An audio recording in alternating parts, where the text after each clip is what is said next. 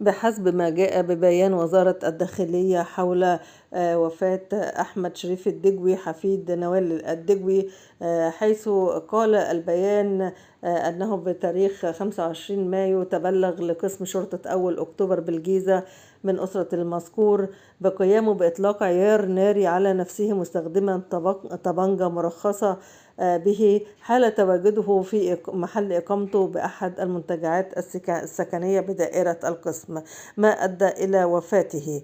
وأشارت أيضا التحريات بحسب بيان وزارة الداخلية إلى أنه كان يعالج في الفترة الأخيرة من أمراض نفسية وسافر للخارج في رحلة علاج، وعاد إلى البلاد مساء أمس 24 الجاري وتم اتخاذ الإجراءات القانونية.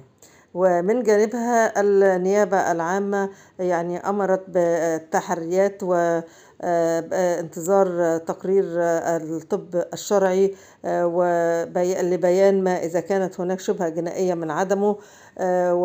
معروف أن هناك كانت ضجة إعلامية كبيرة من أيام قليلة على اتهامات من أحفاد نوال الدجوي لبعضهم البعض بسرقة أموال نوال الدجوي، والتي وصفها البعض بأنها مغارة علي بابا، ولكن للأسف فقد هذا الشاب حفيد نوال الدجوي أيا كان الأسباب. ولكن سبحان الله، المال مهما كان قيمته ولكنه لا يعوض عن الأشخاص. ربنا يصبر نوال الدجوي على ما هي فيه، وهي قد فقدت ابنتها وابنها وزوجها أيضا، ورحم الله الجميع.